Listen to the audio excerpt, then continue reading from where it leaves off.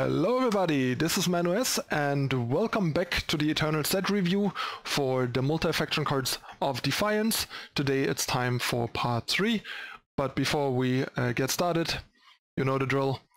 If you're new to the channel, hit the like button, subscribe to the channel, turn on the notification icon to not miss out on future content, and please consider whitelisting EternalTitans.com and YouTube to help keep the free content going.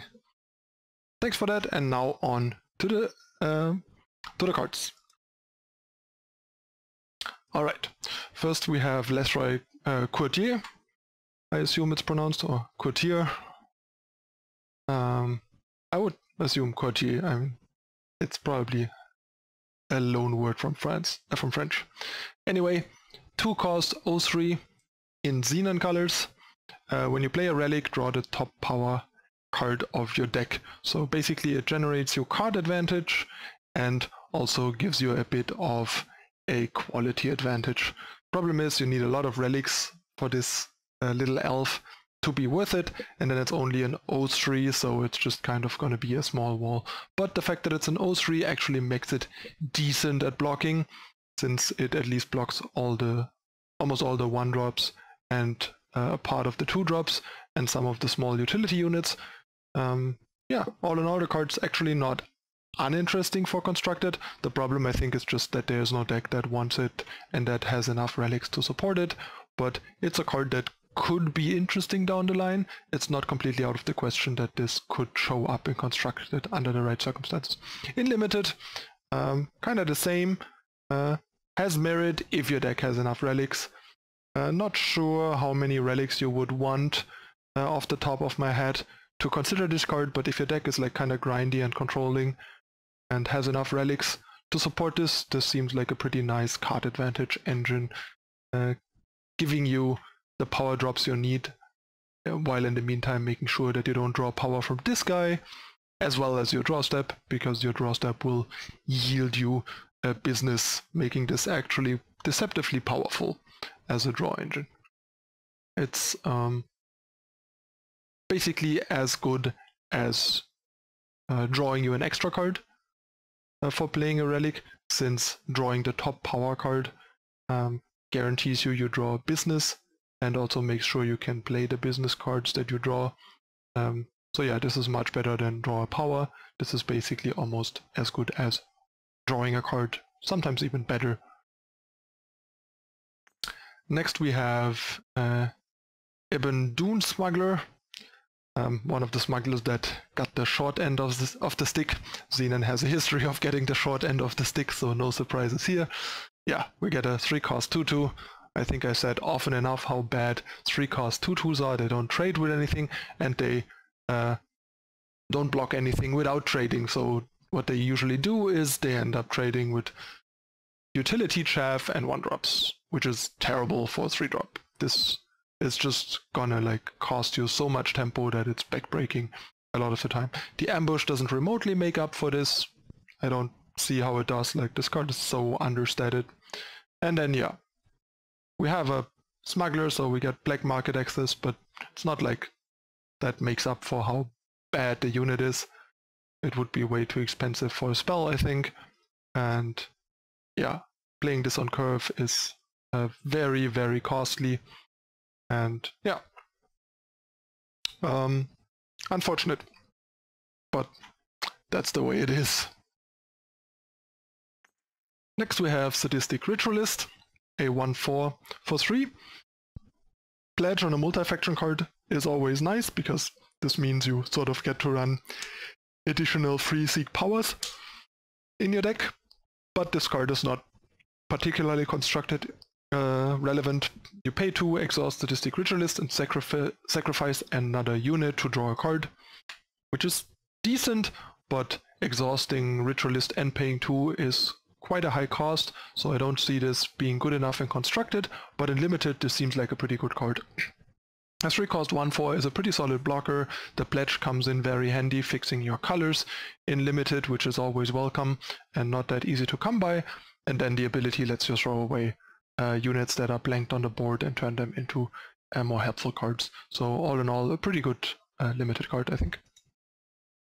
Next we have Dread, the Zenon double influence pledge card. It's a 4/1 charge lifesteal.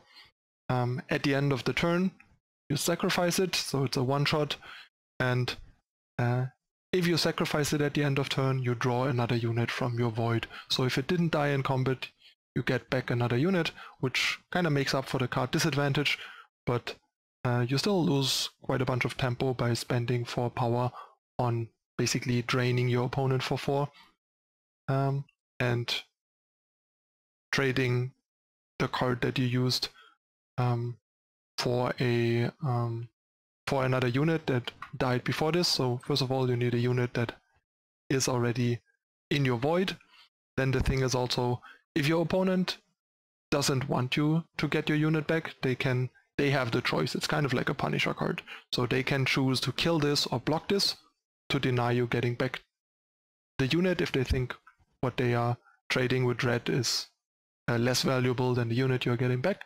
And if they don't think so, they can just take it and let you get back whatever you're getting back. So you're kind of like at your opponent's mercy and hoping they do the thing that is better for you. So yeah, the card is a bit awkward. The colors also don't lend themselves particularly well to being the color combination to being particularly aggressive, and outside of being aggressive, I don't think this card is very appealing, so it's in kind of a weird spot. Maybe it will find a home at some point, because it's not terrible, but it's very specific and kind of situational. Might also be a bit too unpowered. I'm not underpowered. I'm not 100% sure. In limited, this seems fine, but also not great, because your opponent can easily trade with it if it matters, and often at fairly low cost. So yeah, but Multifaction pledge cards are very nice in limited, so it might still be worthwhile usually putting it in your deck. Next we have Zenon Temple, another site. Problem is another site that dies to Rizan and comes pretty late, so there's no chance of this going off before your opponent can Rizan if they have a Rizan. And yeah, the ongoing effect's not that strong. When an enemy unit dies, steal it and put it into your void. That kind of foils certain recursion things like Dark Return, the Winter's Display, or Haunting Scream, which is not that popular anymore, and lets you use your own, say, Dark Returns, for example, on good opposing units that you have killed, which can sometimes be nice. But it's a very, very incremental thing that is not factoring into the cost and worthwhileness of the card particularly much. It's more like kind of a freebie thrown in. Then we have the agenda. Zenon Initiation is pretty good, but requires you to play enough units. So this seems like they want you to put it into more of a time-heavy mid-rangey deck with Titans and stuff. Like Titan into Zenon Temple seems like a nice curve. Scare doesn't seem that great. Like sometimes you can get lucky and get like an Auralian Merchant and kill it for free, for example. But all in all, it's pretty low impact and won't do a whole lot for you, for your units or your opponent's units. Sorry about that. Then we have Zenon Augury, which is kind of the best card the Temple gives you actually, because it's the least situational, and it's just giving you the best out of the top 3 cards of your deck and 3 health, which is pretty decent. So basically the value of Temple depends on getting enough value out of Zenon Initiation, and then you're usually getting like 2 cards, because Scare is not really a card. But to be fair, you get a World Joiner for 0 power on turn 8, so that's pretty decent. So you get it a turn early and don't have to spend the 9 power on it, which is pretty nice since the unit is actually pretty strong. I mean, it's an 8/8 multifaction, so it doesn't die to as much removal, dodging Annihilate, which is still a pretty relevant removal to dodge. and then when it attacks, each enemy unit gets -1/-1, and World Joiner gets that amount of attack and health. So she grows really, really big and has a more crippling effect on the board than Tilute. So if you don't have to put her in your deck and spend 9 power on her, she's actually a pretty strong unit. So that's another one of those sides that's more of a unit side than a spell side, given that Initiation is situational, Scare is almost useless, and Augury is nice but not very strong. But yeah, if you get to World Joiner, this is really worth it. The problem is having 3 durability makes that pretty hard in a world where there is a lot of Rizans. So Rizan is really holding this back. I think this should be potentially 4 durability, given how Howling Peak, for almost no reason, has 5 and only costs 1 more, and has a much more impactful ability in making it much easier to defend the side, thanks to the units you play as blockers having 3 more health that turn. So yeah, this side is definitely a bit too weak. I think if it had 4 durability, this would actually be a pretty nice side that would make for an interesting Zenon-based mid-range deck that would try doing things like Vara and Titan to Temple Initiation on it and punch them.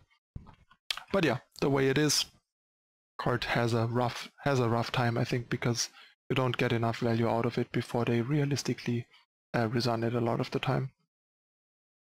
And in Limited, this is obviously a bomb. Any side is pretty good in Limited. This is one of the better ones. Then we have Blistersting Claws to go along with the Blistersting Wasp. It's a 6 cost 1/4 relic weapon, and you have Deadly while you have a unit with Deadly. So yeah, this clearly wants you to shove all the Deadly units in your deck and then try and maybe break this by using some cheap spells like Hurler Snowballs, Torrential Downpours, that sort of stuff, to benefit from your avatar having Deadly and that transferring on your spells. Before we only could do that with the 9 cost relic weapon. Now we have a 6 cost relic weapon that can do this, making this a lot easier, so you can kind of plague win people for 8 power, dropping your Blistersting Claws and downpouring their board. So that's kind of a cool interaction, but probably not good enough for constructed outside of fun decks. But yeah, I'm sure there are people that are gonna enjoy this interaction and building their fun decks with this and just having a good time rather than winning as much as possible. And in Limited, yeah, seems kind of hard to set up. If you somehow end up with enough Deadly units, this seems like a really powerful weapon. If not, this is obviously a terrible card. Next we have Anya, Arctic Sheriff, the double influence. I really should have come up with a better term for this. Huru Pledge card. It's a 5 cost 4/3. On summon, you stun an enemy unit that stays stunned while you have an Anya, so kind of like Sprite. And she has Renown, +2/+2 in Aegis, which is actually really good. The problem is, before you Renown her, playing a 5 cost 4/3 is pretty weak. We all know that. We all know how bad Jotun Hurler was before it got buffed. 3 health is just like that critical breaking point where you can basically only block 1 and some 2-drops. And other than that, you just play a 5-drop that basically has no immediate impact on the board in terms of stabilizing and blocking without dying. Sure, her summon, however, mitigates that a bunch, but she's still very fragile, so she still dies to all the relic weapons, and Torch and Rizan being the biggest deal here. Like, dropping this just for your opponent to drop a Rizan and blow her up is so devastating. If she would be a 4/4, she would actually be very interesting for Constructed, since she really needs to live for a turn to Renown her. Otherwise, she is a 6-drop at the very least, and then you're putting like Finest Hour in a deck that goes really high up the curve, which is also not really something that you want. So the ideal scenario is like playing her on 5, her not getting Rizan because she has 4 health, and then, for example, on turn 6 you slap something like a Clutch of Talons on her, making her an 8/8 flying Aegis and making a dragon, and then having a really cool Horo card. And Horo is in a position where I think it could really get this version of Anya, so maybe we'll see a buff giving her +1 health at some point. Maybe they think it's too strong because of the Aegis and how much she does if she survives. But yeah, the way she is right now, I think she's just too fragile and too slow on her impact. And yeah, as I mentioned before, Rizan is holding back a lot of these cards. If you die to Rizan, especially if you get curved into a Rizan, like you play Anya on the draw and they Rizan on curve the following turn, this is just basically losing the game on the spot, so you can't really play these cards, which is a shame. So yeah, I hope they maybe reconsider this.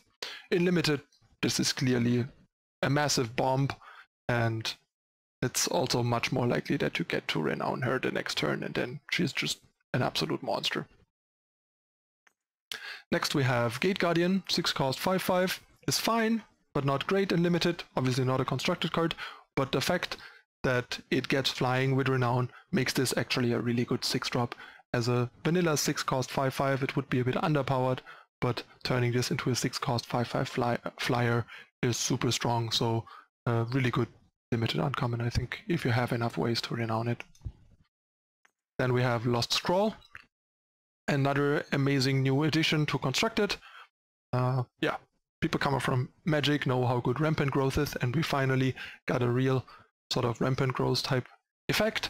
It is double faction, so it's much more restrictive, and also slightly less reliable to be played on turn 2 every time, and also more restricted in what it fixes, because it only fixes additional Shadow and Justice influence.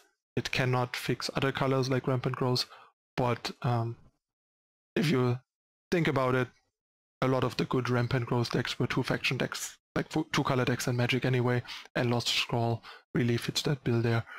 You've seen it lately in my Argent Port Control. There might even be like some other approaches where you drop turn 4 Tarvrod. It ramps you into a lot of good 4-cost things and faster Harsh Rule. It's even worth considering in decks like Winchest. Might even become more interesting with the other 5 3-faction pairs released in the next set, and so on. Just a great card, and a Limited if you're in those colors. Also an amazing card. Next we have Back for More. It's a fast spell. You play a unit from your void that died this turn, it gets Aegis. The problem is this is just too clunky for how situational it is, because they have to kill your unit, you have to have 3 power open, and then the unit has to be worth getting back. But then it would be kind of nice, because it effectively is kind of like Protect, except that you get to counter the removal effectively and get the Aegis, instead of the Aegis absorbing the removal and the unit being left with no Aegis. And it would also let you reuse potential summon effects and get Entomb effects triggered as well. All things that wouldn't be the case with something like Protect. But yeah, if this card would cost 2, I think it might actually be interesting and a consideration, at least as like a one-off in some markets and stuff. But for 3, it's just too clunky for how conditional it is. It's just, yeah, you can't leave 3 power open hoping to get an opening for this. It's just too much of a tempo loss, unfortunately. So that's a shame, because the card is actually kind of cool. And yeah, in Limited, a bit more playable maybe, but has similar issues there, basically. Next we have Hidden Road Smuggler. I think this is actually hands down the best Smuggler, better than the Red Canyon Smuggler even, by a bit, since 3/3 lifesteal for 3 in the decks that want this type of card is actually an amazing 3-drop. It stabilizes you really well, makes it really annoying for the opponent to attack into it if they don't have an answer immediately. It doesn't die to Annihilate, which is another nice bonus, so it dodges a fair share of removal outside of like Torch. But we know by now that they want almost all 3-drops to die to Torch, so there is that. And yeah, if it lives and you get to attack with it, it also provides you with a really nice bolster against the opponent coming back into the game if they are the aggressor, for example. Yeah, all in all, amazing. Smuggler also has pretty good colors in terms of what it can access in the market, especially if you play it in a 3-faction deck. Yeah, in limited, even if you have no market cards at all, the 3-cost 3/3 lifesteal is usually going to make your draft deck. It's pretty good. Yeah, and then we have, last but not least, Resilient Wagoner. Wagoner, it's a 3-cost 1/1 with pledge, double influence pledge, so nice fixing. On Empower, it gets +1/+1 this turn for each of your units. Unfortunately, without Empower, this does nothing, so the turn you play it, it has no impact on the board. It doesn't block at all, basically. And on Empower, you need multiple units for this to be worth it. Like, it counts for itself, so you need one or preferably 2 other units for this to be decent. Then it's like a 4/4 for 3 on offense. The problem is, as soon as you stop running out of power drops to trigger Empower, this is even gonna be useless on offense. So it is, yeah, highly aggressive and very high variance. You might end up with a deck that is aggressive enough in limited that you somehow want this, but I think more often than not this will not make your deck because it's just too high variance and too bad when like the floor is too low for how high the ceiling is in comparison. Like the ceiling is fine, not great, and the floor is miserable. Okay, this concludes the third part of the Multifaction review. As usual, hope you guys enjoyed it. Let me know in the comments what you think about the cards and my evaluation of them. And yeah, if you haven't already done so in the beginning, please hit the like button if you enjoyed the video and consider subscribing to the channel, turning on the notification icon to not miss out on future content. And please help support the free content by whitelisting eternaltitans.com and YouTube. That would really mean a lot.